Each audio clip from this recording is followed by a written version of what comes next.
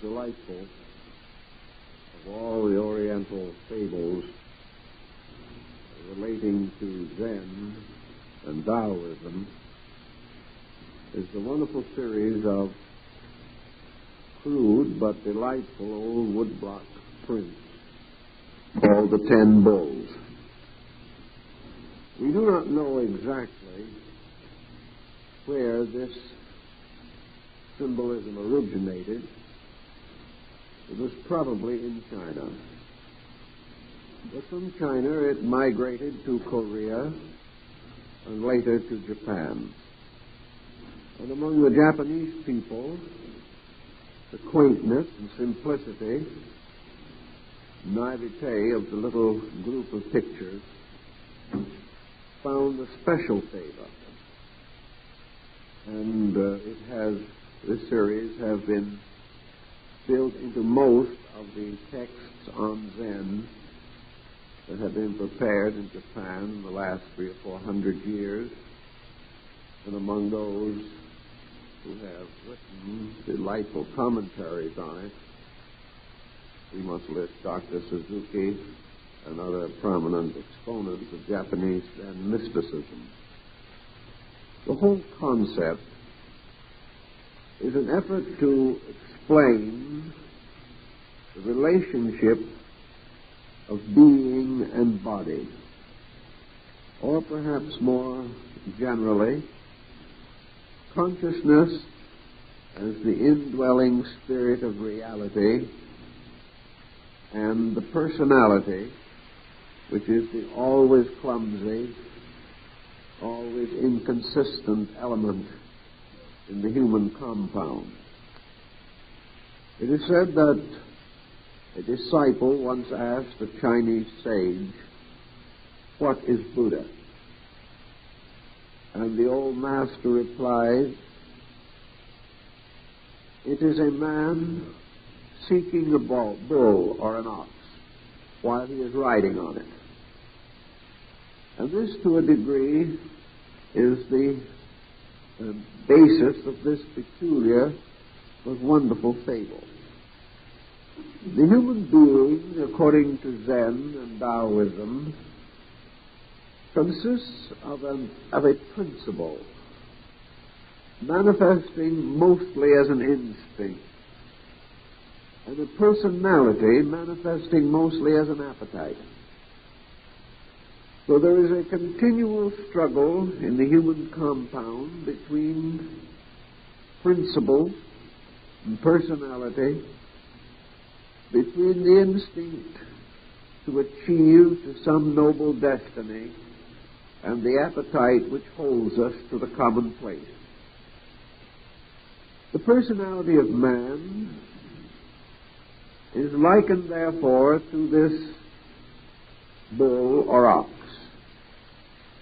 It is represented, to begin with, as in a wild and primitive state, living in a very pleasant valley and used to the concept of perfect liberty. This ox, like a young horse that has never been ridden, has no concept of ever being bound to the service of anything. So the bull or ox in his native state represents the individual who gambols about the pasture as the wild animal does, free of all burden, free of all need, simply surviving for the pleasure of survival itself. In the human being, of course, the situation is somewhat refined, but not especially improved. The ox is that part of man which intends to do exactly as it pleases and always has. It is that part of man which, if it is angry and has no reason to doubt its privilege to be angry. The ox is selfish because it is its nature to be selfish. It loathes responsibility because it has never been taught to assume any burden or duty. It carries no load, it serves no purpose, and it tills no field. This ox also represents whatever the individual at the moment is resolved to accomplish. His wants, his desires, his appetites, his ambitions, all these are part of the study of the black ox. And this creature has never even considered the possibility of being something other than it is. And here is where we get very close to the beginning of our Zen and Taoist study. That is the realization that any creature can become something that it is not. That is, it can manifest attributes or qualities the existence of which it is not aware. Surely the potential has to be there, for man cannot be that which he lacks the root or substance for. But he can have thoughts that he never expected to have. He can live in a way that is different from his common and general feeling about the proper way to live. So it is part of the Zen philosophy that it is conceivable that the human being can control his own personality. Now, at first, this doesn't sound like a very extraordinary achievement. Many people will say instantly that they can control themselves. A person told me not long ago that they had marvelous self-control. The only thing is they never had any desire to use it. And that is about where the situation rests. We are all quite certain that we can do anything we want to do. But when the time comes, we never want to do anything very different from what we have done. And if the desire to do something better does come along, it lasts only a little while, goes to sleep again unfulfilled. But in Zen, there is this definite belief, this preachment, that man can take hold of his own life. He may have been born impatient and lived half his lifetime in an impatient mood, but it is possible for him to be patient. He may have lived in a highly competitive way, seeking only the satisfaction of his own desire. But it is possible for this person to be unselfish. He may never achieve this possibility in a present life, but it is still a possibility. For any individual can do that which he wills to do. He can control his temper. He can refine his nature. He can overcome bad habits.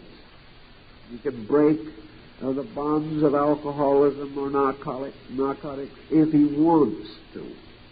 If he has the deep and serious determination to be better than he is, and the willingness and the consistency to improve, there is nothing reasonable to man that he cannot accomplish.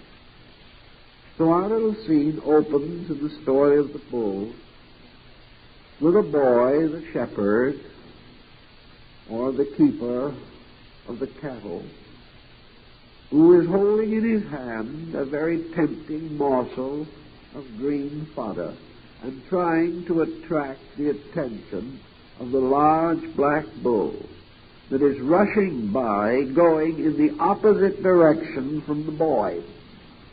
The boy is going one way, and the bull is cheerfully going in the opposite way. And the boy is holding out his morsel of food to try to lure the bull over.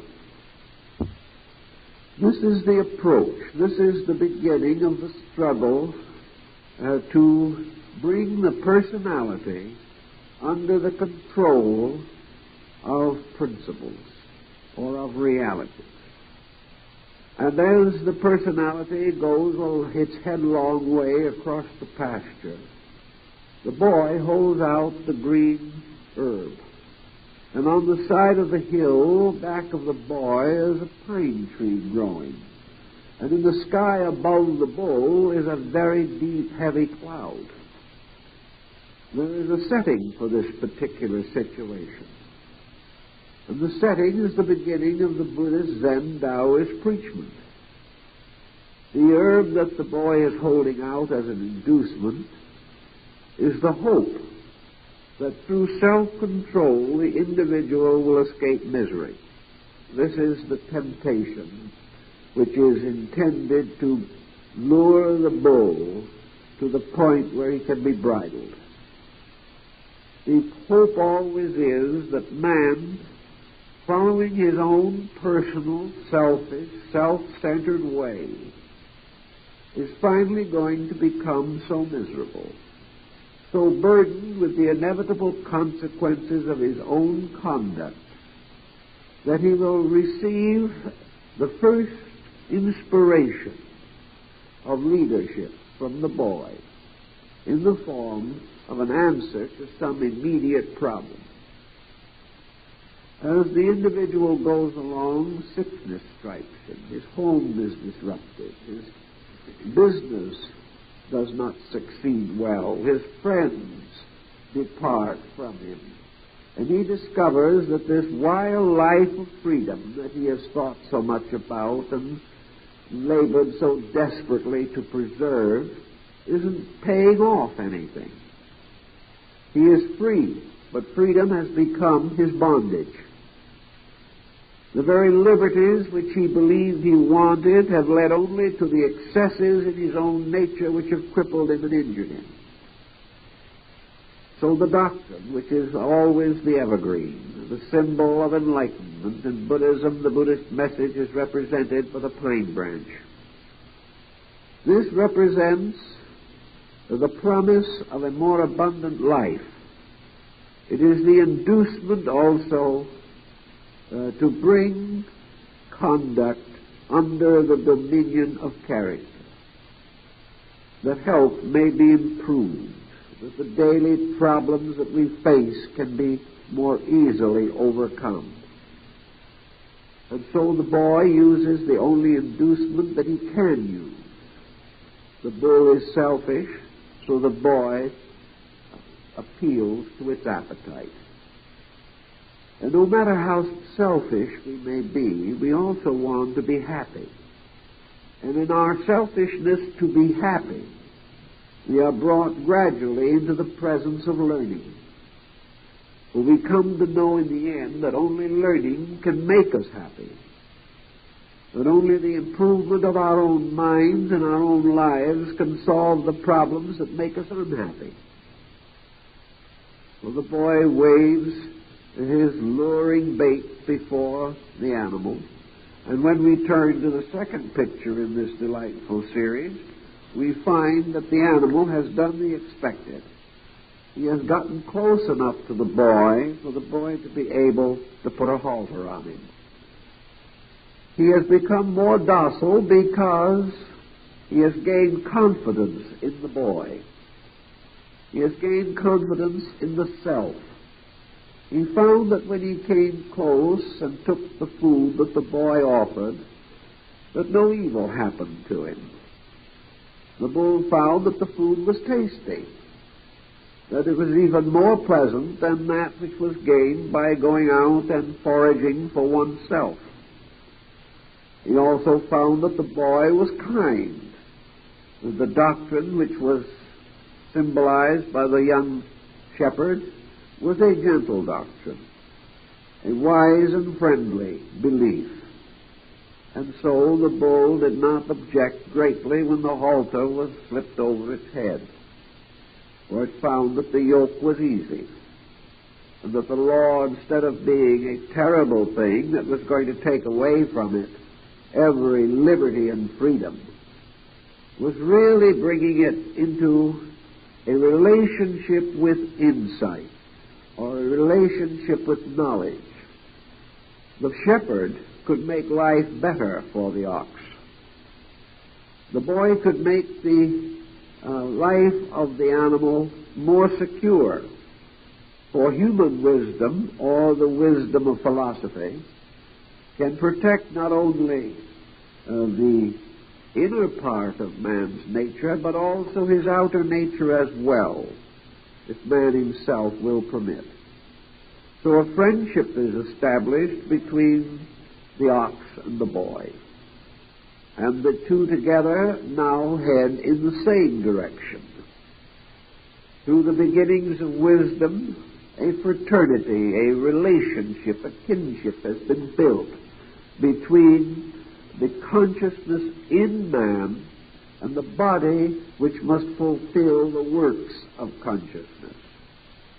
Buddha very directly in his own teachings explains that it is not the purpose of the doctrine to make the personality a troubled creature, or to take away from man any of the really good things which he can enjoy or hope to have.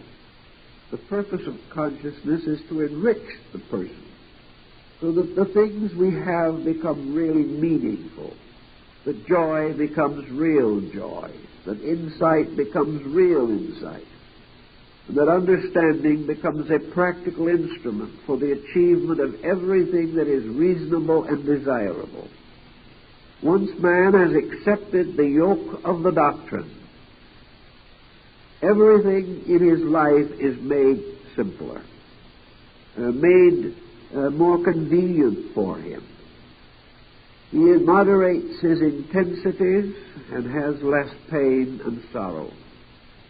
He controls his appetites and his body is healthier. He achieves moderation of goods and his worries are fewer. And so, under the guidance of the boy, the ox begins his gradual transformation. And you will notice in the picture that when the boy has finally got the bridle on the ox, the nose, the very tip of the ox's nose, has turned white. Up to that time, it was all black.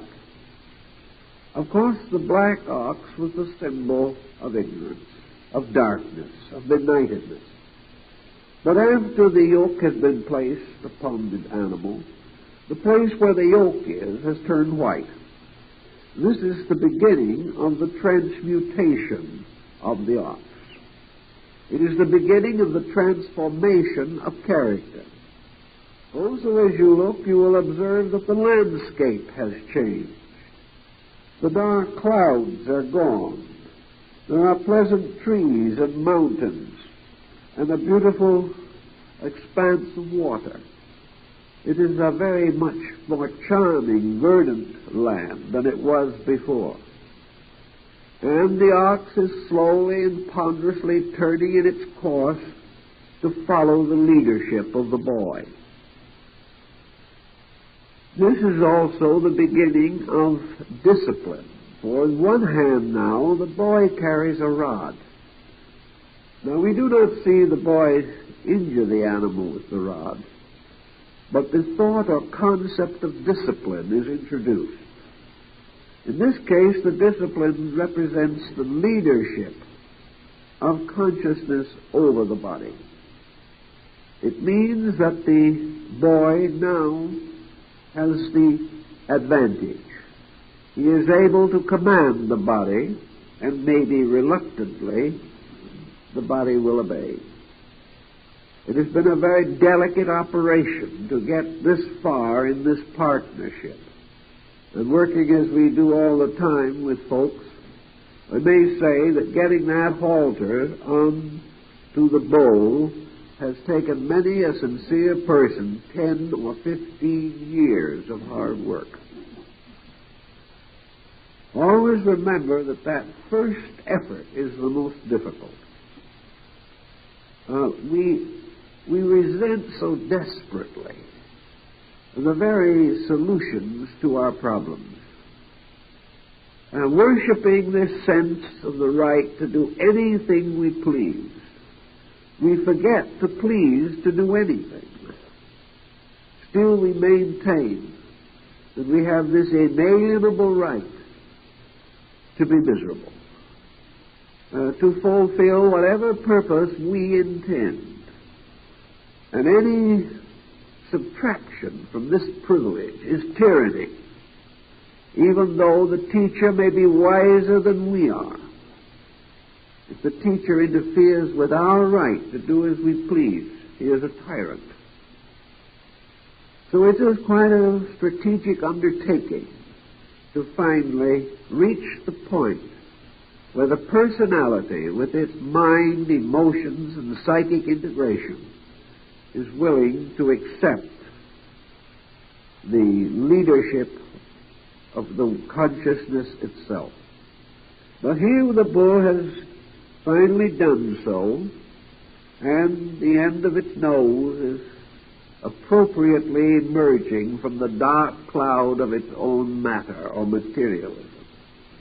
And the reason why the end of the nose is probably so pictured first is because the first release is on the level of the most physical of our appetites. It is on the level of our sensory perception, represented by the face of the animal. And having gone this far, we turn the page and we come to the third picture of the bull. And here we have a very docile, pleasant scene indeed. Here the bull is following the boy along the edge of a pleasant stream. And we cannot but remember the words of the psalmist, "He leadeth me beside the still waters." Well, that is exactly what is happening in the picture, precisely what is happening. The boy no longer has his rod either. He is now carrying a flowering branch, which again suggests perhaps the mysterious rod of Joseph that budded, or the mysterious shepherd's staff of Tannhäuser. At this stage in the development of the theme, the entire head of the ox is now white. This means its rational or upper part, the highest part of the personality, the mind, is now liberated, at least theoretically, from bondage. The ox, however, is still haltered, and the boy is still holding the cord. Principle must still lead. The consciousness must still direct the way. Otherwise, the ox would stray and would not continue its journey. But the mind, now having been relieved of its darkness, represented by the head turning white, shows an immediate fondness for the boy. The ox and the boy are now truly comrades. And the ox is very happy in this newfound relationship. And in this relationship we find something of philosophy. For in philosophy the mind has accepted the leadership of consciousness. The mind has taken over a certain rulership even over the body itself. Like the great enlightened thinker, the sage, the seer. The mind has resolved to follow in the footsteps of the leader, of the boy, and finds its greatest joy now in an obedience which once it resented. With the mind more clearly developed, the purposes of life become more obvious. It is no longer necessary to tempt the ox with better fodder or fine foods. It is simple enough for the ox to understand the commands of the boy. Therefore, in this scene, the boy is speaking to the ox, and the ox understands him. There is now the relationship between consciousness and an instrument being developed within the personality itself, which understands consciousness and can respond naturally and properly to the commands that consciousness gives. So here is almost the relationship of master and disciple in the old Eastern way of learning. For in the old way, the disciple was the servant of a master. Surely this servitude was done only for one purpose, the good of the disciple. But in all the older systems, the disciple was taught absolute obedience. He had no right to question or doubt the will of his teacher. He had only the right to accept immediately any demand placed upon him. And the demands were usually such as would humble his pride, or demand from him great patience or resignation, endurance and tranquility of spirit under pressure. These were the things that the philosophy of life dealt with. So now the ox, with its fine white head, follows quietly behind the boy. The rope is slack. The animal is following mostly of its own accord. It just needs a little leadership now and then. And consciousness itself turns back a little to encourage the ox to come along the way of life. Very simple, natural little pattern. The next scene, the transmutation of the ox has continued, and now the area of the heart is white. The animal is white in the entire forepart of the body. This means that not only has the mind been regenerated and elevated, but now the emotions have been purified. The desires have been transformed. And the most difficult problem that man ever has to face, the pressure of appetite, has been successfully met. We can often reason things out. And if the reason has a chance, we may win. But when some terrible passion racks the body, we are unable to control. That which is a vast emotional strain eclipses reason, drives us from our reasonable purposes, blinds us to the consequences of our own conduct, and under the pressure or stress of emotion, we are no longer thoughtful or rational creatures. But now the bull or the ox has reached the point where this part of its nature is also transmuted and regenerated. And now another very interesting thing is happening. The boy is now tying the ox to a tree. This tying the ox to the tree instead of to the boy becomes therefore the next step or part of this transformation or transmutation. The boy represents the spirit, the consciousness, the insight, the natural good in man, seeking to bring the body into a state of redeemed relationship with life. But the tree has a greater meaning. And all through the mystery of Buddhism, the tree plays a tremendously important part. It was under a tree in the garden of the palace of Kapilavastu that Buddha was born. It was under a tree at Bodh Gaya near Madras that the Buddha was illuminated. And it was under a group of trees on the Indian roadside that Buddha entered the Parinirvana. All through his life, the symbol of the tree went with him. And in ancient Buddhist art, particularly in India, the tree was always a symbol of the doctrine. The tree was the great protecting growth under which man could sit and be guarded from the heat of the sun or the wetness of the rain or the force of the wind.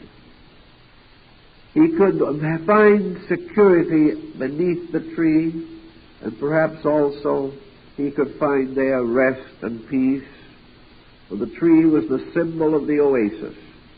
And in the deserts of the Near East, the tree was the emblem of life itself. Wherefore, wherever there were trees, there had to be water. And where there was water, men could hope to live. So now what has happened?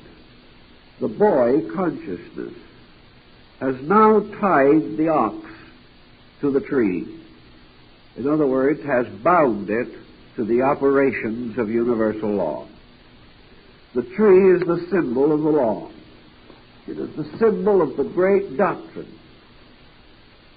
And this is a step which occurs frequently in the advancement of the purposes of discipleship in the Eastern system. Man himself, be he consciousness or be he body, depends upon the law. And in this relationship, the human purpose, the human desire, unfolds naturally until it reaches a certain stage or degree of growth.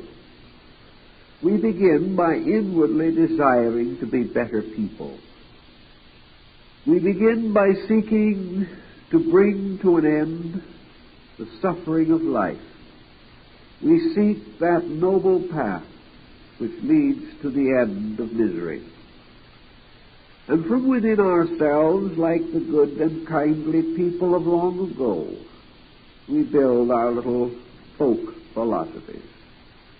We say, as the old housewife used to say in the small New England town, I just do the best I can, and I treat everybody fair and square, and that's my philosophy of life. It's a good philosophy. The only thing is, it has its limitations.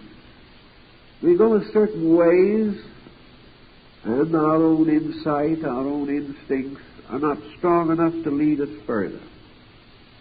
So we must either come at the end to a little better, a plain or prairie or pasture, and there remain for a while, or else we must shift from our own initiative, from our own beliefs, our own hopes and purposes, from our own interpretations of things.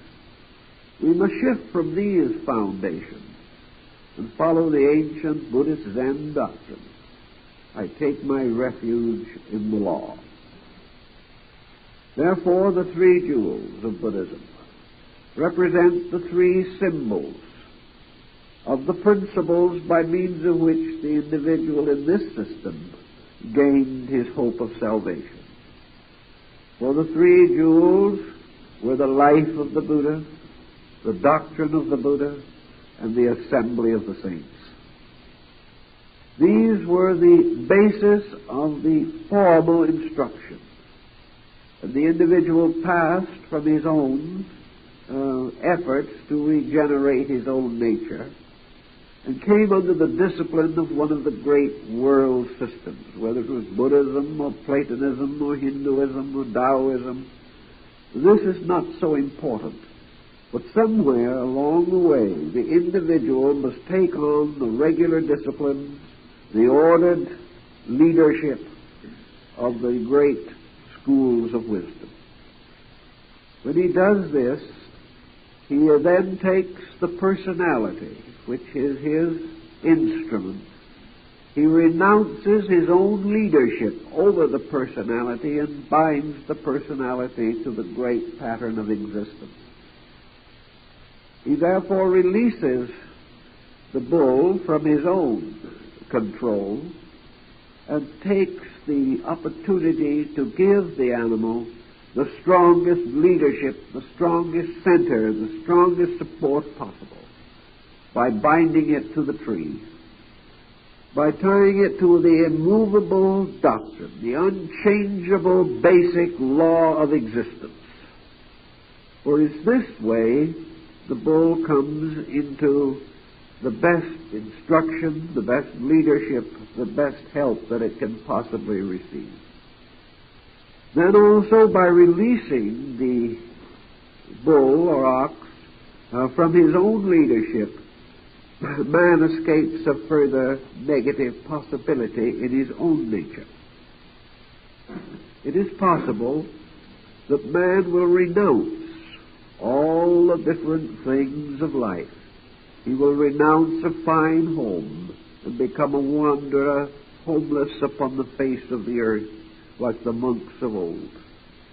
He will renounce honors, like the Taoist mystics of the Diamond Mountains, and go off into hermitage in the hills, refusing to hold public office or have any part in the transactions of business or barter or exchange. He may give his wealth to the poor and his body to be burned. He may renounce everything that he possesses, and still he has not renounced selfness. He has not renounced this mysterious something within the individual that makes him determined in some way to achieve his own purpose regardless of anything. The Buddhist warns that even the determination to become enlightened can be a fixation of the mind, which will restrain and limit the disciple. The resolution to be good can quickly become an ambition, a gratification of the psychic determination. The resolution to help others can become the basis of a glamorous self-centeredness. Almost anything that the individual desires to do can lead on to more desiring, and thus prevent the final achievement of the end that is most desired, liberation from desire. For unless man is able to achieve freedom from the instinct of desire, he can never completely release himself from the net and web of appetites and from all the illusions and delusions that the mind can be afflicted by. So sometimes when we think that we have reached a high plateau of vision, we are really only under some form of paranoid pressure and we do not know the difference. So the boy ties the bull to the tree and gives up the leadership of the bull. The boy now has no longer the right to control or to dictate or to direct or to demand anything from the animal. The animal, or the personality, the symbol of the transitory mind and emotions, has now been turned over to the law, to be established in it forever. And the need of the bull is now that it shall obey the law and not the shepherd. It shall obey the infinite itself and no longer the personal consciousness of man, even though this consciousness may be essentially well-intentioned. So the boy finally sacrifices and gives up his friend, the bull, who is now rather an odd-looking animal with considerable areas of white. The forelegs are white, the shoulders and the chest are white. The transmutation is going on, but the boy is no longer the master of the bull. It has released it. It is no longer leading, demanding, or requiring. And we come to the next picture.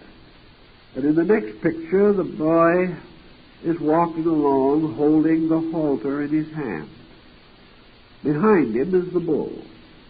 The bull is now white to the midriff and is really becoming quite an amazing looking animal. But now the bull follows the boy. There is no halter. Having given up the ox, the boy discovers that he cannot lose it. He discovers that once the personality, the integration of the mental, psychic, emotional complex has progressed to a certain point, it changes its own basic psychology and becomes the willing servant of the boy or of consciousness. Now it is the ox that is seeking. Now it is the ox that finds the companionship of the boy the most valuable of all things.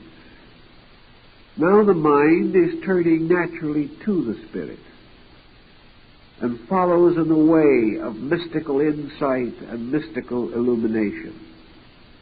We find this everywhere in the story of mysticism, both in Asia and in the Western world.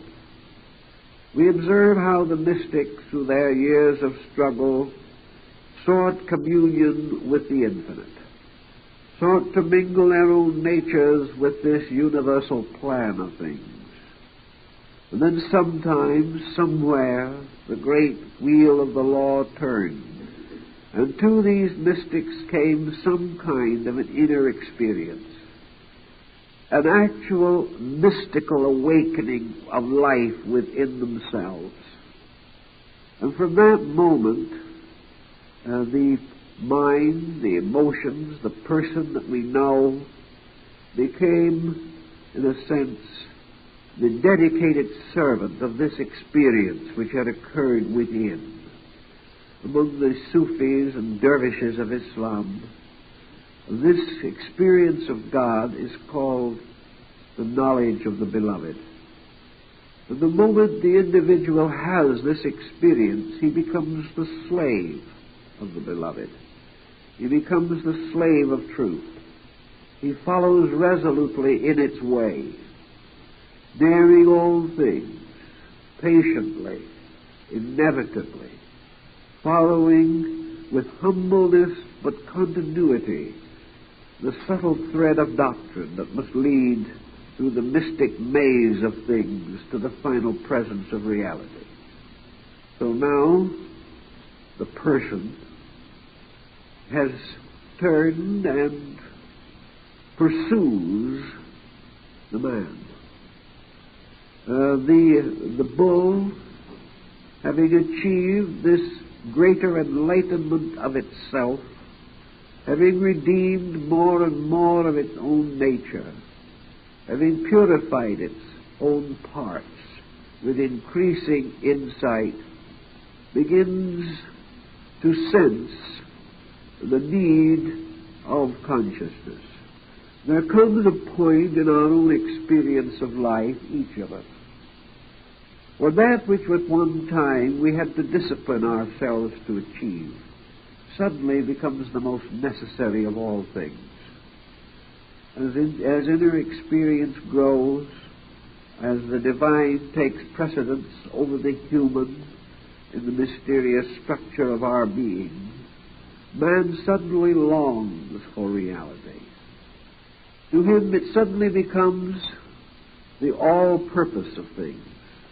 Whereas before he was looking for the gratifications of the flesh, now he seeks the exaltations of the spirit.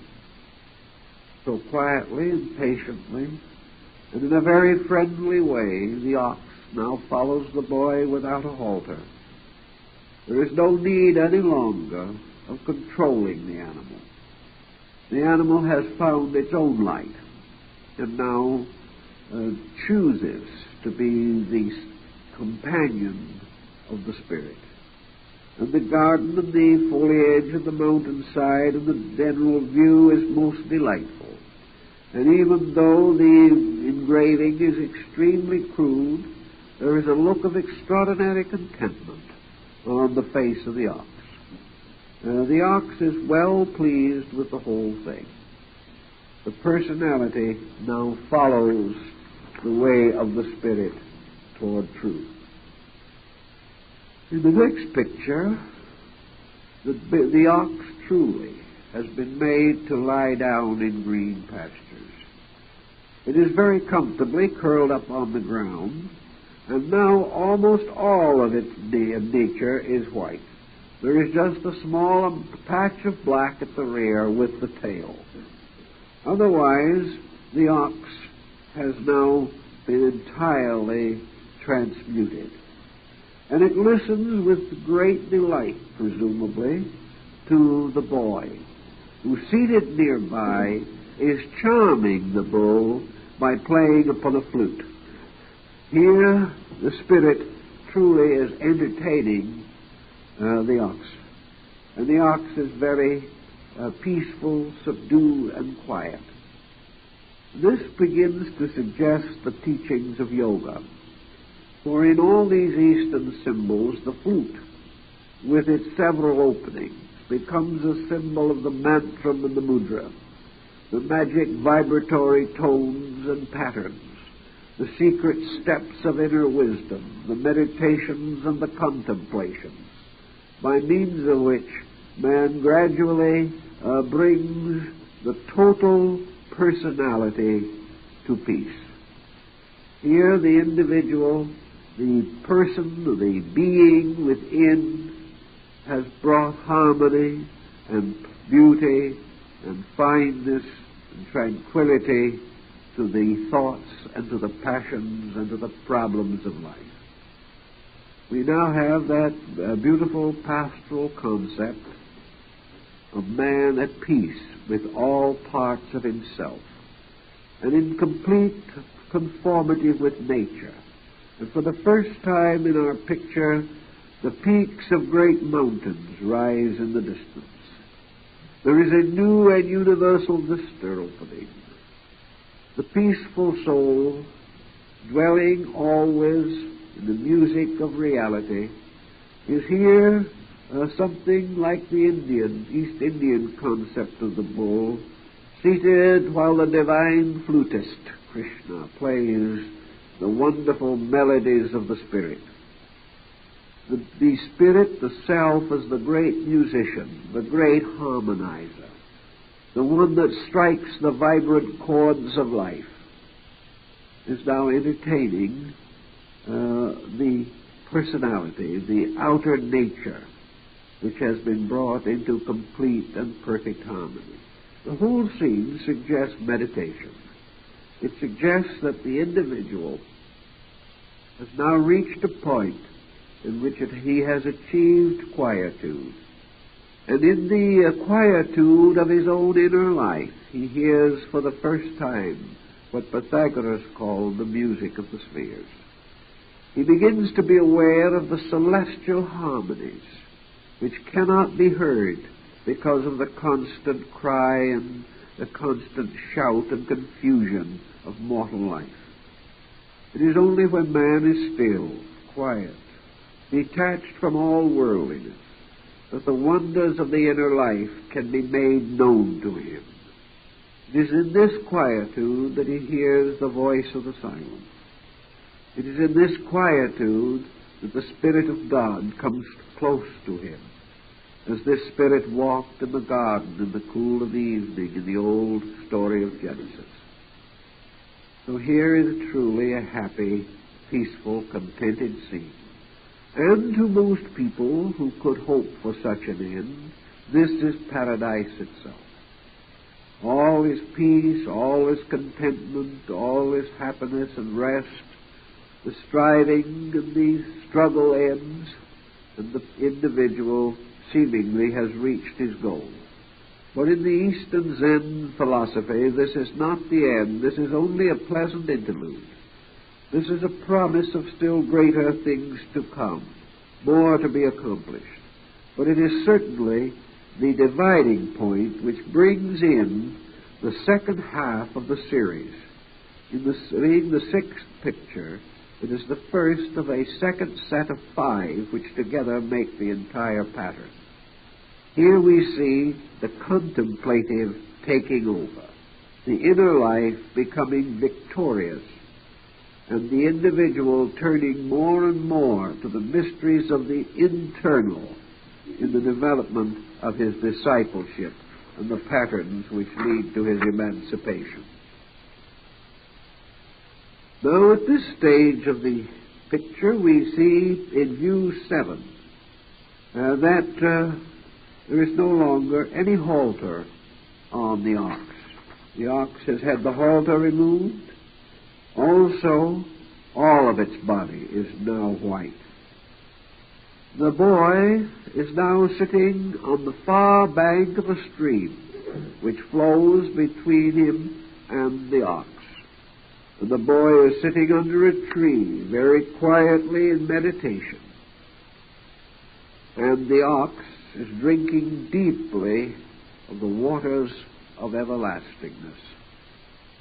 Here we have the self which has found its ultimate peace and security. We find the contemplating consciousness detached from all the labors of things, and the great liberation which wisdom brings into the life of the person who is truly wise. The wise man is not one who is able to resist temptation, for beyond this is a greater virtue, the simple virtue of being untouched by temptation. Instead of being strong in the presence of problem, the individual is problemless. Instead of controlling his emotions, he finds that they no longer arise within him to be controlled. Well, when he has reached the point represented by this picture, and his nature has been fully inwardly transmuted, then there is no longer any need for the eternal watchfulness of consciousness over the conduct of the person. Consciousness is no longer a policeman. Morality, ethics, conscience are no longer the heartless dictators of conduct. The enlightened mind, the redeemed emotions, the purified body, these are now dwelling forever in peace together. There is no longer any problem, any rise of problem. Nothing can lure the consciousness away from the simple dignity of its own peacefulness. Though there may be confusion around it, it will never be confused again. It has formed its inward pact with reality. And the individual then has the strange freedom of being able to do anything that he wants to do, because he will never want to do anything that isn't good. This is a very high degree of your Zen mysticism, but it is represented in this picture. The boy is no longer even watching the ox. The ox is now completely subdued, and it drinks of the edge of a stream which in this view divides it from the boy. And in the Buddhist philosophy, and also in most other religions, by the way, you have this stream of water. In the old Christian theology, it was the Jordan, and the old hymns about gathering on the other shore to welcome souls that have come finally to the bank of the river between this world and the next. The Egyptians had their celestial Nile that flowed through the Elysian fields, making them fertile. And in Buddhism there is a strange ocean across which the ship of the doctrine carries souls to peace and truth. And at this stage in the development of our story, there is between the boy and the ox the mysterious river of life that divides form from spirit, divides one world from the other. And this mysterious divider was always shown in the old mystery religions and things of that nature as a kind of temptation, a test or a trial that the individual had to learn to bridge in some way through his own understanding. He must build a bridge to bind the worlds together. For the spirit belongs in one region and the body in another. But the ox now is drinking of the waters of foreverness.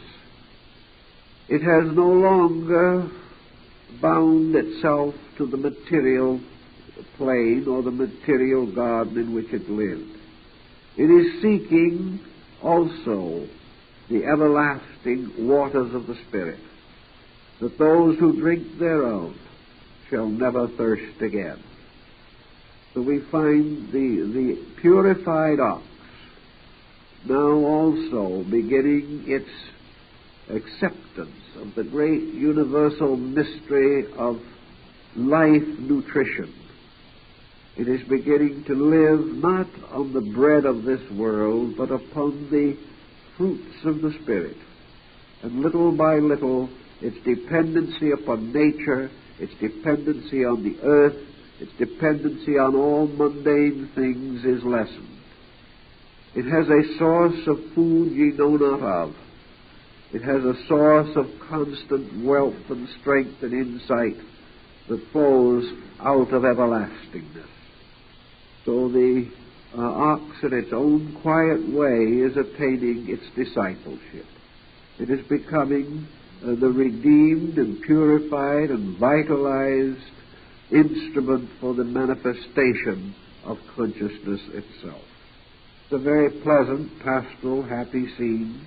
The mountains are not as veiled as they were before, and everything seems to suggest a wonderful enrichment and a wonderful purposefulness in all that happens. And so we come finally to the next scene. And in the next scene, something strange has happened. The earth has disappeared. The outer world has vanished utterly, and our ox, now, I might say, looking a little embarrassed by it all, is wandering around on a beautiful feathery cloud, which is a very difficult place for an ox to be. It seems to be almost up to its knees in clouds, and it is becoming almost like the mysterious heavenly ox of the Chinese fable of the Bridge of Magpies, which is one of the old legends, of the shepherd boy and his ox, and the spinning maiden who wove the garments of the star gods. It's a very beautiful old Chinese fable. But now the ox is beginning to look the embarrassed part of a saint in its own right. The boy is still there, but he seems to be standing on some intangible ground also. There are no longer any mountains, there are no longer any rivers, but in the skies at Gobal it may represent the sun, and also 4 stars linked together with lines, the ancient Chinese way of representing a constellation. So the bull is now being picked up, or gathered up like the Mithraic bull that was raised to become the constellation of Taurus.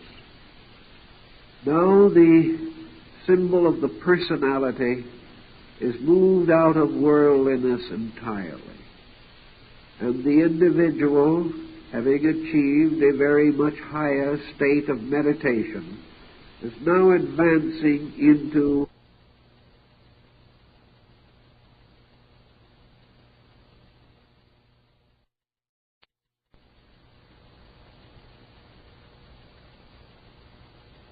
unregenerated ox. But that as these faculties are regenerated, he returns to his universal citizenship. That he neither needs the world, and for in that matter does the world need him. For the world will never understand him, and he will never understand the other. The boy and the ox, strangely, have an interval between them which is not easy to cross. Yet each in its own way achieves a victory over the mystery of separateness. And that is represented in this particular story. In meditation, the being and its mind, the emotions, the whole psychic integration that we know, suddenly experiences an aloneness in space. The self and the personality together float in the clouds. They are no longer attached or related to any objectivity whatsoever. Yet the meditating mystic still thinks, still feels, is still moved by all the most refined and transmuted emotions and moods, but still these things are not tied to earth. He does not need this earth to know beauty. He does not need this world to know wisdom. He does not require this physical planet on which to stand, nor does he need any of the things which belong to it. For strangely, all things necessary are in himself, and always have been. And in himself is the comradeship and companionship of the eternal. So in our picture, the meditating mystic has suddenly experienced his own existence in a vast and infinite area of eternal being. In his meditation, he has left the world behind. Although he may still be seated upon old earth itself, he has forgotten it. He looks out with a clarified vision and beholds only the stars and space and himself. And he looks out from within himself to the outer part of himself. He looks from his soul through his eyes. And his soul is the boy, and his eyes are the ox. They are still two beings, but they have become much closer. And it is through the eyes of the ox that the boy sees the fields of space, even as the meditating mystic is aware by his inner sensory perception of his own relationship to both time and eternity. He still is. He still experiences the strange, fleeting sense of selfness. As long as self remains, the ox is there. But the ox in space, like the self in space, is at disadvantage, because space does not belong to selves. It belongs to eternities. So it is only reasonable and natural that we should turn the next page, and suddenly we have another peculiar situation. We are back again to the situation we started with. We are back to the point where the boy is standing again in the garden, or by the side of the cliffs and mountains, on the edge of a precipice overlooking the sea, and above him also are clouds and mountains, and the sky, the constellation, shines forth. The boy holds up his hands in amazement. There is no bull. Something has happened. This very ethereal bull that was floating around on the clouds has now vanished utterly. And in this vanishment of the bull, in the ancient concept of the mystic meditation, the individual has simply extinguished the sense of separateness between its own nature and every other nature in space. And as the Swami Vivekananda tells us in his work on Raja Yoga, there is suddenly only one. And if we want to say that from one perspective to another, we can say this one is myself. Or we can also, with equal propriety, say this one is something else, everything else. But if the one is self, then everything is part of self. If the one is the something else, then I am part of something else, because there can only be one. And it is either I or not I. If it is I include all. If it is not I, then I am included in all. So the boy holds up his hands in astonishment. The whole mystery of duality has vanished in the Pythagorean monad. And here it is hard to know what really happened to the ox. Whether the boy has transmuted the ox into himself, whether he has cast aside the instrumentality of the sensory perception, whether they have been absorbed back into the spirit from which they came, whether man now experiences with new faculties, faculties that are no longer individualized or personified, but have an enduring existence in a universal condition. And in any event, man reaches what might be termed in Buddhism the bodhisattva experience. He comes very close now to the portals of the supreme mystery. He has observed one by one everything vanishing away. Each step of the path, something that was dark has become lighter.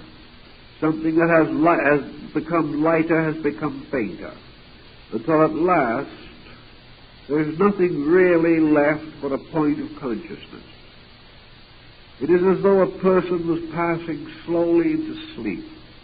The last memory was this strange sense of existence. No longer where we exist or how we exist or what moves or motivates our existence, but just this one fleeting realization that we must exist. Because without this existence, we could not know that our existence was slipping away. So there is this mysterious movement in which nothing remains of the elaborate complex of self, of person, of things, of emotions, of appetites, of desires, of ambitions, of hopes and fears and resolutions.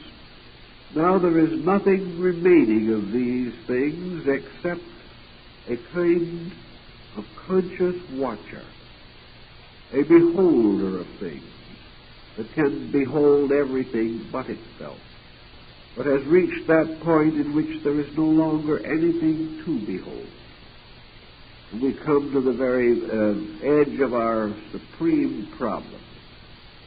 Namely, if there is no illusion in man, if there is no further retention of worldliness, if there is no link between the individual and the corporeality which he has left behind, then is it not true that in meditation the world fades out?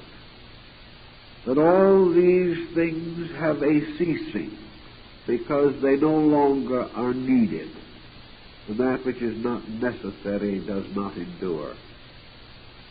So the boy, to his astonishment, sees the whole elaborate pageantry of his own nature evaporate. He sees his memory and his mind and his thoughts and his feelings all fading away. And yet in a mysterious manner he exists, for he is capable of seeing them fade. He is capable of surviving the loss of the bull, which means that the individual life, the consciousness in man, is capable of surviving the death of the mind. And this is one of the great points in Zen philosophy. And I think it is one of the points that will sometime have to be reconsidered in Western psychology, where we are going to have to realize that it is the thought that produces the thinker, and not the thinker producing the thought. That in the beginning was not the mind, but the thought. And the thought was everywhere and in everything. And in order to express itself, the thought brought forth the mind. And the mind became the instrument, and thought and soul the mind. But the mind can die again, and the thought remains. And this thought is a kind of vagrant sense of existence, moving and floating upon the deep sea of meditation. And in it we find the concept of the bodhisattvic life, in which by degrees the individual comes so close to the dividing line between the state of being and the state of eternity that he can hardly realize which he occupies at any given time. And so we then turn the diagram from this to the 10th figure, the last of the figures. And what do we have? The boy is gone. The ox is gone. The trees are gone. And all that remains is the Zen Taoist symbol of eternity, the circle. This is the circle that a good Zen priest can draw with one stroke of the brush, and it will be perfect. A perfect circle drawn freehand. But in this circle is the end of the mystery, either for Taoism or for Zen. For now there is nothing that remains except the infinite mystery itself.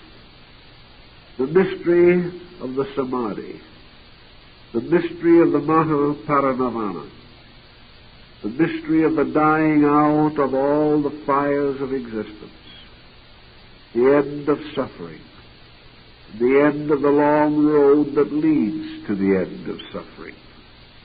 There is no longer the shepherd or the ox. There is no longer that which causes pain or that which experiences pain. There is no longer the thought flying out like a bird seeking a place to land. There is no longer any land.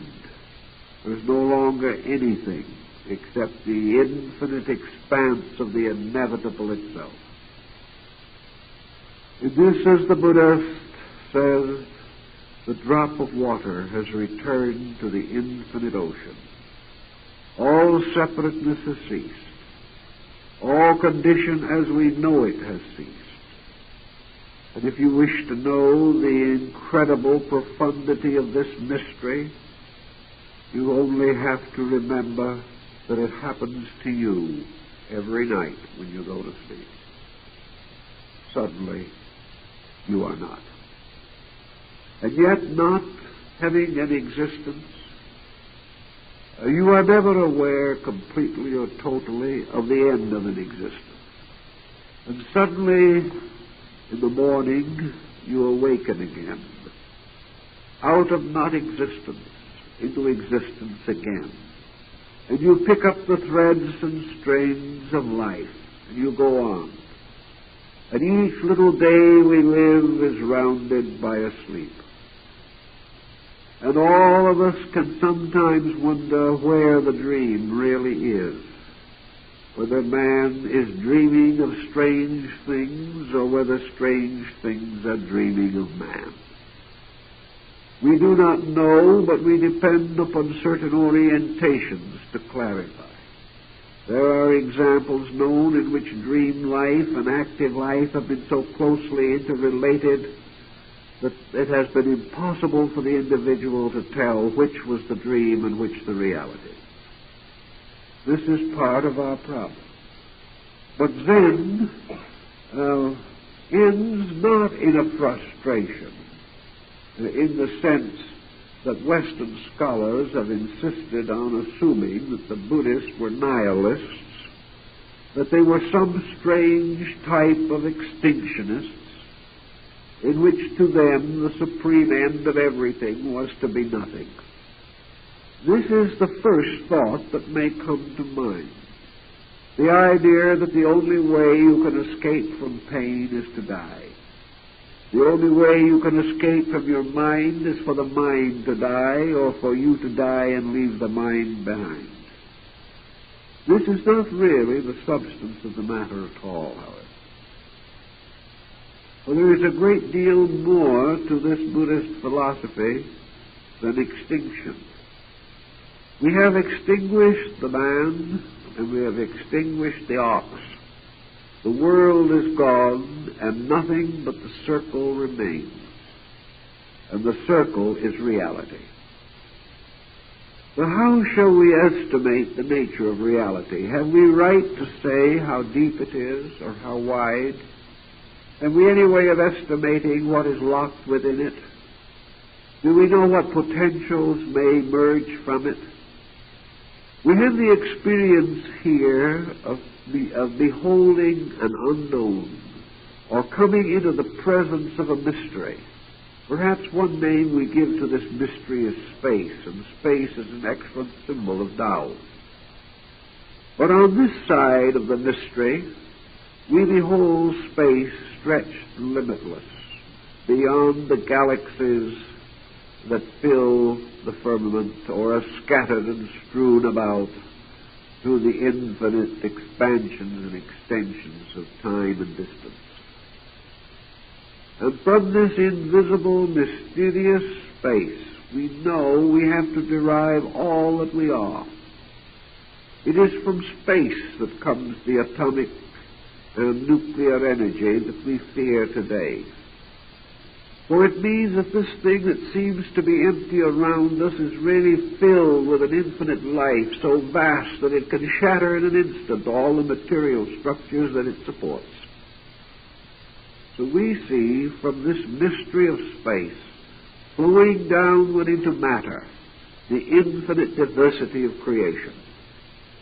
We see coming out of space all the planets and all the lives upon them. We see man coming out of space. We know that his nutrition is derived from space.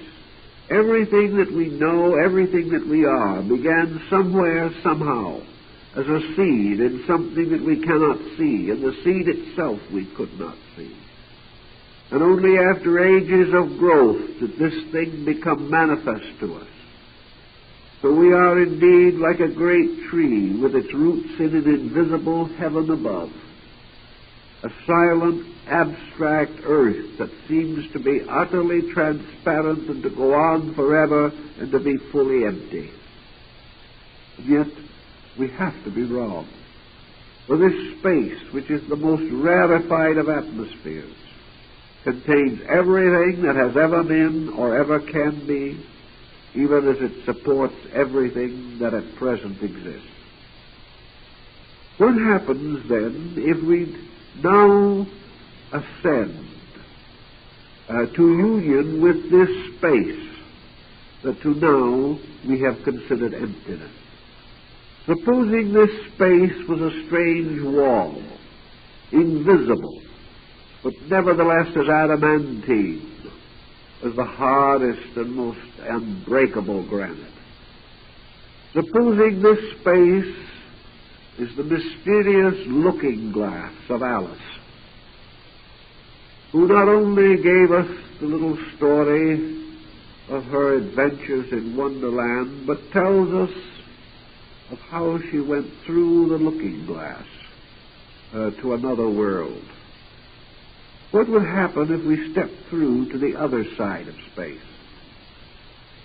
Would it be empty?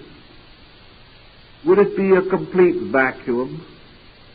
Is it possible that beyond space itself there is this other side, and that from this other side other things are being generated, created and fashioned, to flow out into other dimensions of existence we know nothing of?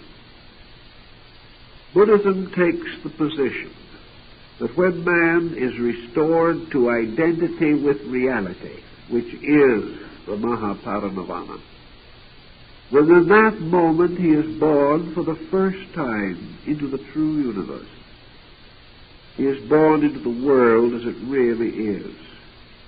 He goes out of the sphere of seeming into the sphere of being. And he comes, therefore, not to the end of everything, but merely to the waking out of a sleep.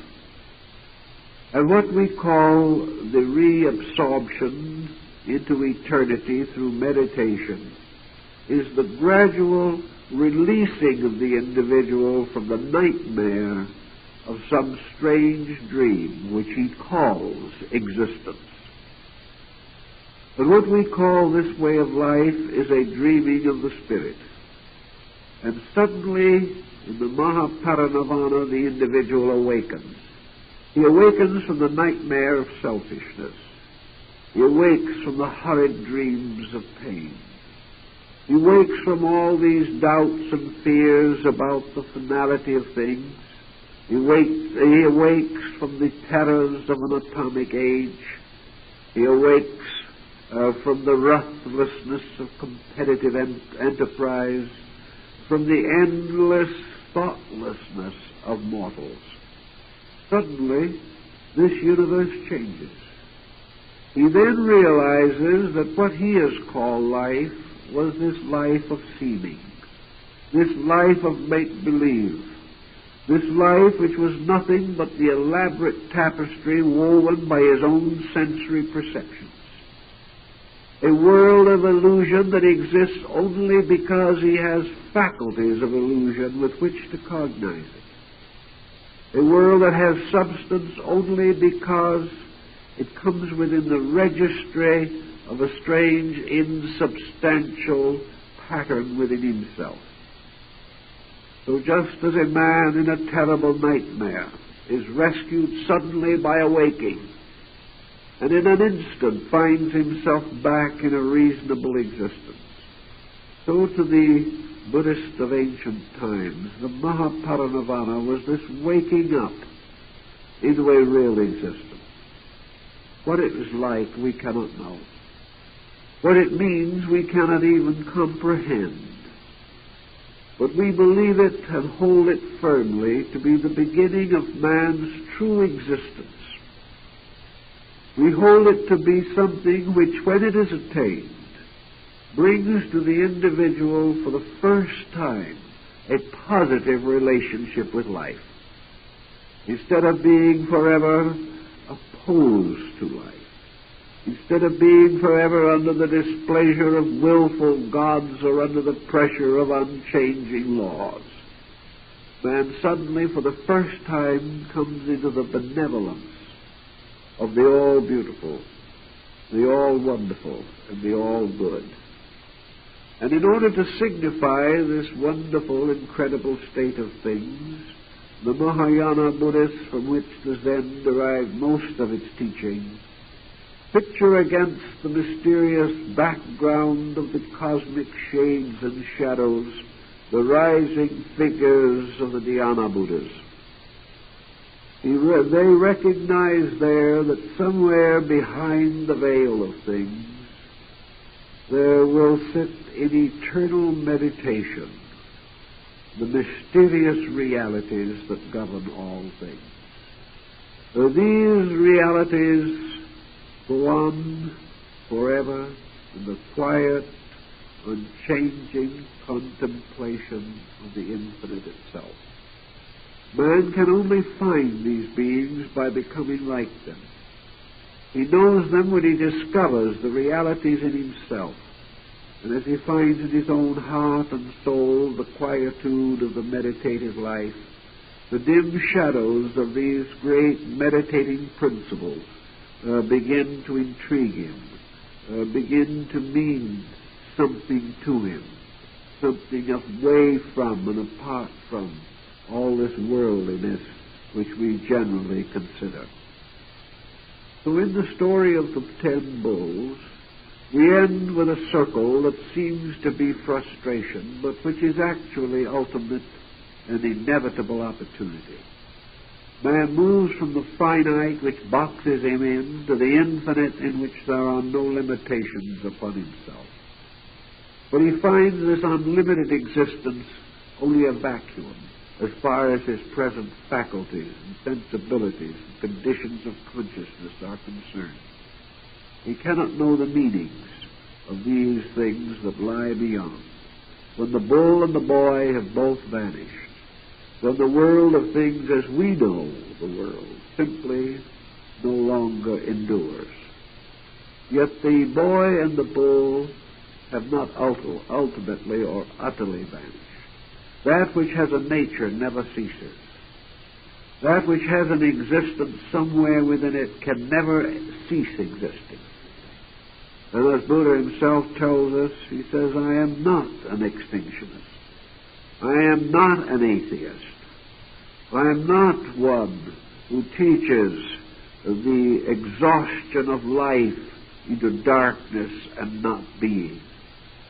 He says, rather, that what he teaches is a way of life that leads to the end of sorrow.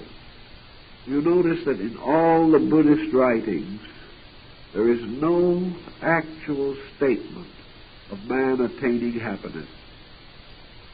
There is no Buddhist statement of the fact that someday man is going to be filled with unspeakable joy.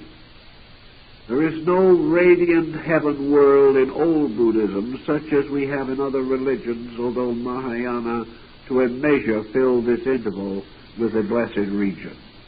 But in the original teachings of Buddha, there was no promise of good. There was simply the promise of the end of evil.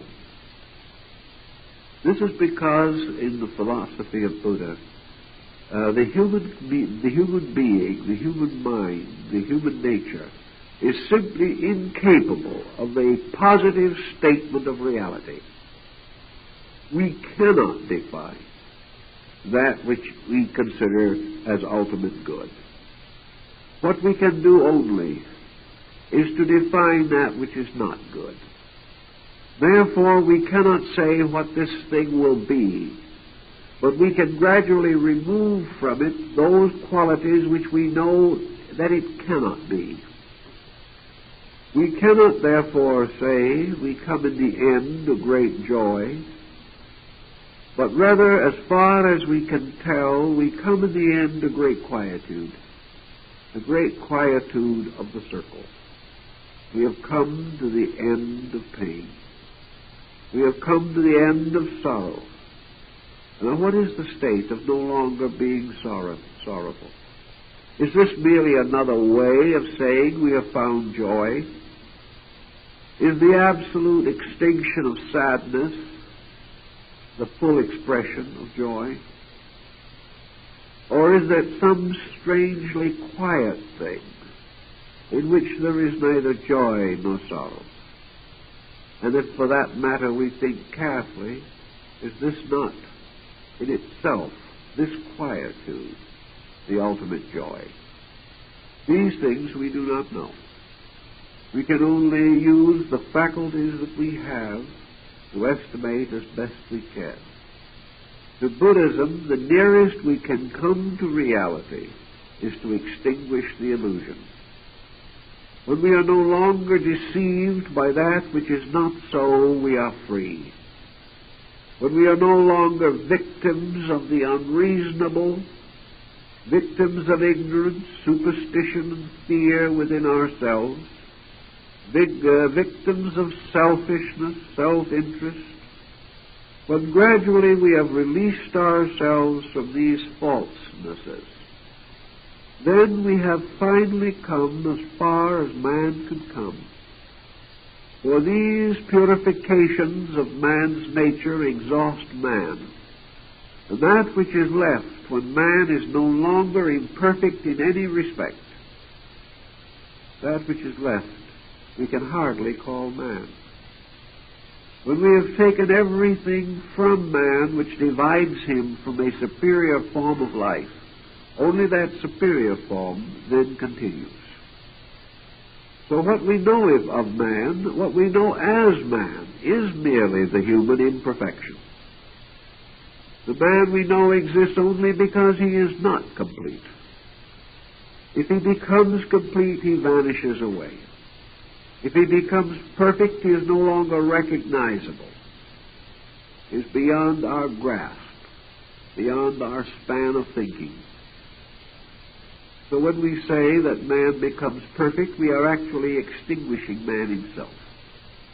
When we say that man becomes completely good, we are extinguishing all of the qualities of his nature.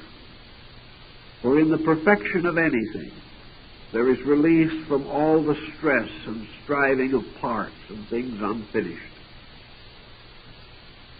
So all this stream of fragments, all these diverse pressures and appetites and attitudes flow back into the mysterious circle from which they came. And then, as it were, the door of the circle closes, and there is nothing here anymore. But this is in no way evidence that anything has ceased. It merely means that everything has its full existence beyond our faculties. The only part of us that is real we cannot see. The only part of the infinite that is real we cannot see. All that we can see are the extensions of things, the bones and framework of a living creature. But the living creature is invisible. And just as the soul of man cannot be known directly by any sense that we possess, so likewise the soul of the universe is not in the stars, not in the elements, not in the vast pageantries of things, but as a silent mystery behind these things. Yet it is the soul that has made all else possible. It is the life in man that, though invisible, makes him alive. If things then all return to their invisibles, it merely means that they have returned to their realities, the rock of life itself, the very substance that is unchanging. And if in the wisdom of the infinite mind and the infinite consciousness it is right and proper, from this dark, mysterious mystery of the void, as the Chinese called it, from this doctrine of the void, from this invisible center of the strange ring of existence, there can at any time pour forth the seeds of worlds. For this mysterious circle is full of life in every part. It is germinal and seminal. Everything that is alive comes from it and returns to it. So that there is no right to say that the things that disappear cease, any more than it is right to say that things exist only because they appear. These are attitudes that we have. But in Buddhist psychology we go beyond these. We go to the position or the relation of things to themselves only, not their relation to other things. And out of this concept, I think, we can get the main pattern or picture of the story of the 10 bulls, which is, of course, something we can meditate on for years if we want to, without ever exhausting its potential.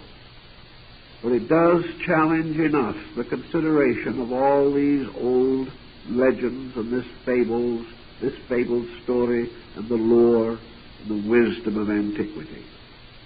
And each will interpret it some way according to his own insight, and will identify. He is either the boy or the bull. Then he is both. Then he is neither.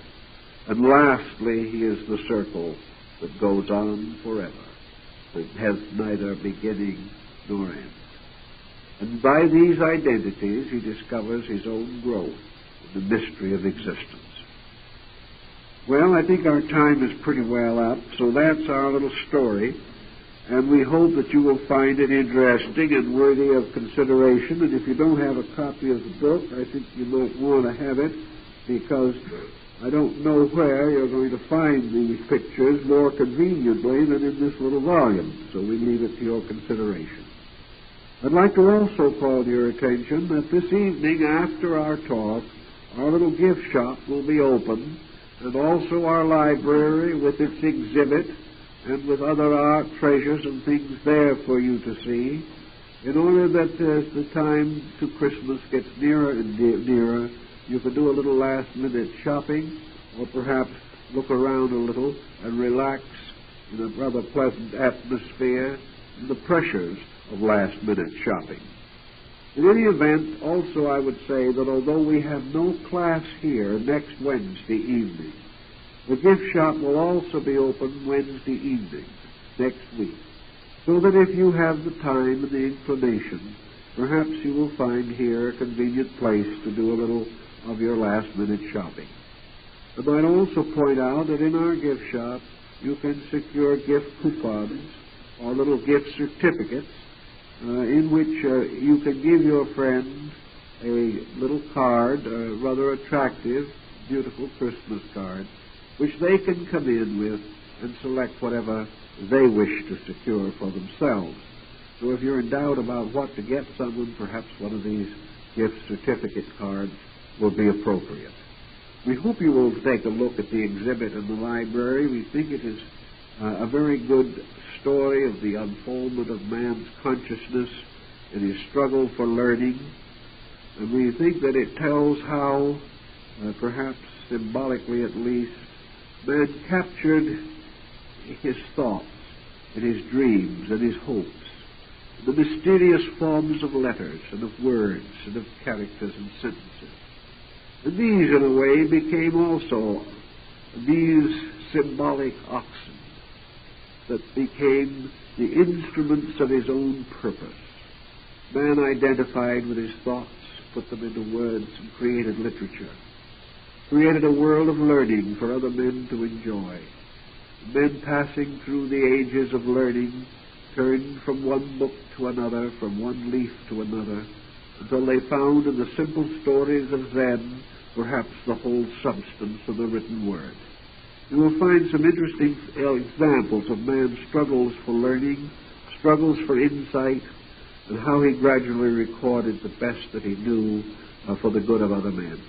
The history of the written word in our library exhibit we think you will find interesting. So we hope you'll visit the gift shop and the library, and we will see you all, we hope, next Sunday. Thank you very much. Of food to try to lure the bull over. This is the approach. This is the beginning of the struggle to bring the personality under the control of principles or of reality. And as the personality goes its headlong way across the pasture, the boy holds out the green herb. And on the side of the hill, back of the boy, is a pine tree growing. And in the sky above the bull is a very deep, heavy cloud. There is a setting for this particular situation. And the setting is the beginning of the Buddhist Zen Taoist preachment. The herb that the boy is holding out as an inducement is the hope that through self-control the individual will escape misery. This is the temptation which is intended to lure the bull to the point where he can be bridled. The hope always is that man, following his own personal, selfish, self-centered way, is finally going to become so miserable, so burdened with the inevitable consequences of his own conduct, that he will receive the first inspiration of leadership from the boy in the form of an answer to some immediate problem. As the individual goes along, sickness strikes him, his home is disrupted, his business does not succeed well, his friends depart from him, and he discovers that this wild life of freedom that he has thought so much about and labored so desperately to preserve isn't paying off anything. He is free, but freedom has become his bondage. The very liberties which he believed he wanted have led only to the excesses in his own nature which have crippled him and injured him. So the doctrine, which is always the evergreen, the symbol of enlightenment, in Buddhism the Buddhist message is represented by the pine branch. This represents the promise of a more abundant life. It is the inducement also to bring conduct under the dominion of character, that health may be improved, that the daily problems that we face can be more easily overcome. And so the boy uses the only inducement that he can use. The bull is selfish, so the boy appeals to its appetite. And no matter how it leads us to the commonplace, the personality of man is likened, therefore, to this bull or ox.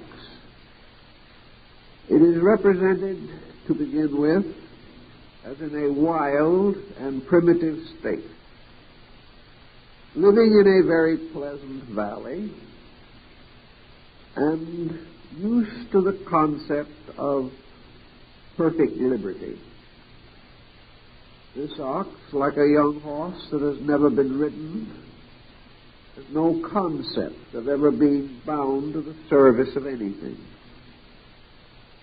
So the bull or ox in his native state represents the individual who gambols about the pasture as the wild animal does, free of all burden, free of all need, simply surviving for the pleasure of survival itself. In the human being, of course, the situation is somewhat refined, but not especially improved. The ox is that part of man which intends to do exactly as it pleases and always has.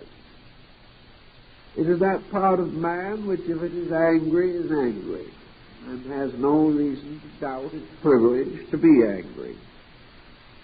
The ox is selfish because it is its nature to be selfish. It loathes responsibility because it has never been taught to assume any burden or duty. It carries no load, it serves no purpose, and it tills no field.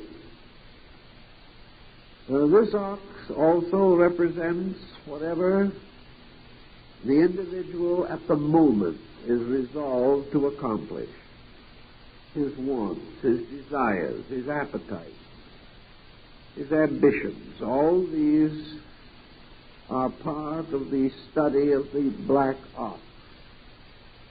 And this creature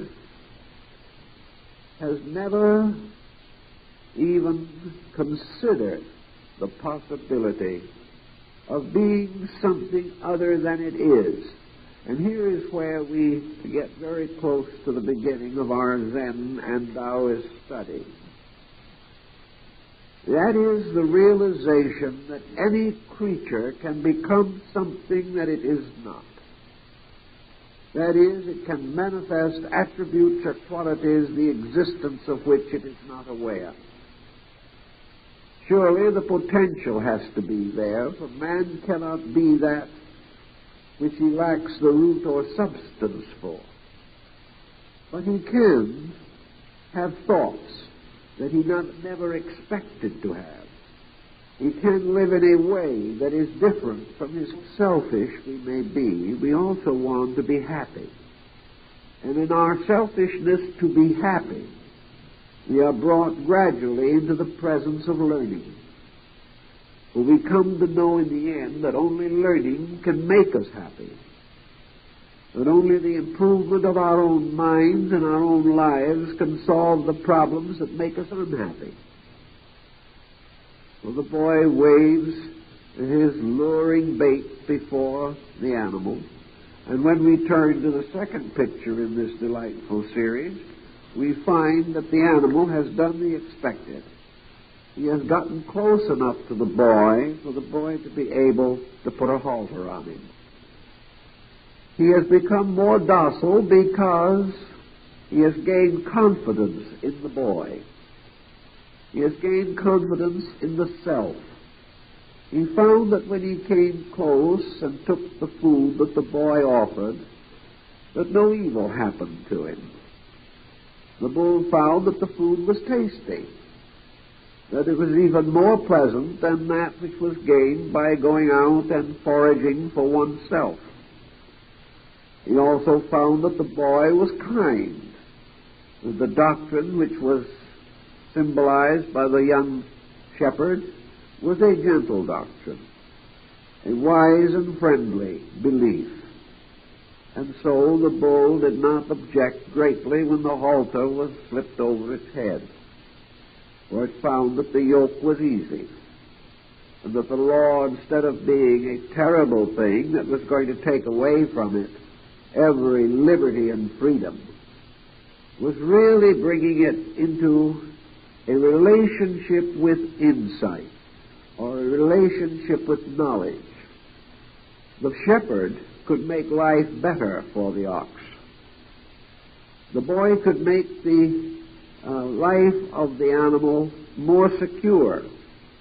For human wisdom, or the wisdom of philosophy, can protect not only the inner part of man's nature, but also his outer nature as well, if man himself will permit.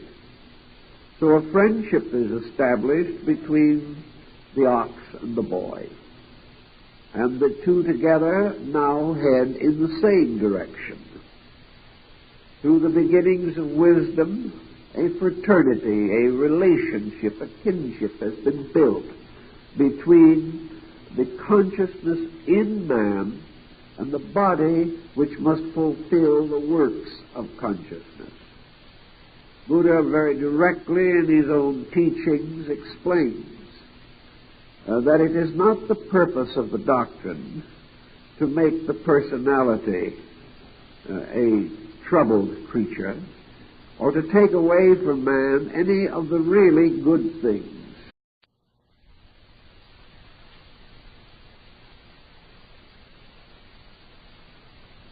One of the most delightful of all the Oriental fables relating to Zen and Taoism is the wonderful series of crude but delightful old woodblock prints called the 10 Bulls. We do not know exactly where this symbolism originated. It was probably in China. But from China it migrated to Korea and later to Japan. And among the Japanese people, the quaintness and simplicity, naivete of the little group of pictures found a special favor. And this series have been built into most of the texts on Zen that have been prepared in Japan in the last 300 or 400 years.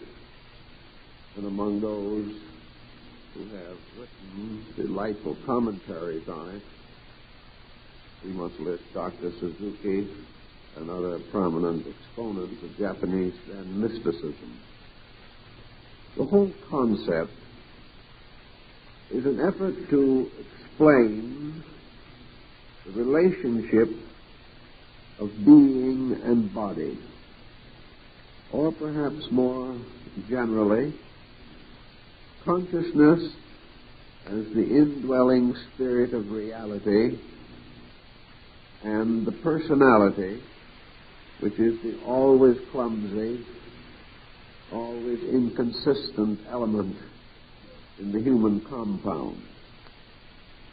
It is said that a disciple once asked a Chinese sage, "What is Buddha?" And the old master replied, "It is a man seeking a bull or an ox while he is riding on it." And this, to a degree, is the basis of this peculiar but wonderful fable. The human being, according to Zen and Taoism, consists of a principle manifesting mostly as an instinct, and a personality manifesting mostly as an appetite. So there is a continual struggle in the human compound between principle and personality, between the instinct to achieve to some noble destiny and the appetite which holds common and general feeling about the proper way to live. So it is part of the Zen philosophy that it is conceivable that the human being can control his own personality. Now, at first, this doesn't sound like a very extraordinary achievement, Many people will say instantly that they can control themselves. A person told me not long ago that they had marvelous self-control. The only thing is they never had any desire to use it. And that is about where the situation rests. We are all quite certain that we can do anything we want to do. But when the time comes, we never want to do anything very different from what we have done. And if the desire to do something better does come along, it lasts only a little while and goes to sleep again unfulfilled. But in Zen, there is this definite belief, this preachment, that man can take hold of his own life. He may have been born impatient and lived half his lifetime in an impatient mood, but it is possible for him to be patient. He may have lived in a highly competitive way, seeking only the satisfaction of his own desire, but it is possible for this person to be unselfish. He may never achieve this possibility in a present life, but it is still a possibility. For any individual can do that which he wills to do. He can control his temper. He can refine his nature. He can overcome bad habits. He can break the bonds of alcoholism or narcotics if he wants to. If he has the deep and serious determination to be better than he is, and the willingness and the consistency to improve, there is nothing reasonable to man that he cannot accomplish. So our little scene opens in the story of the bull with a boy, the shepherd, or the keeper of the cattle, who is holding in his hand a very tempting morsel of green fodder and trying to attract the attention of the large black bull that is rushing by, going in the opposite direction from the boy. The boy is going one way, and the bull is cheerfully going in the opposite way. And the boy is holding out his morsel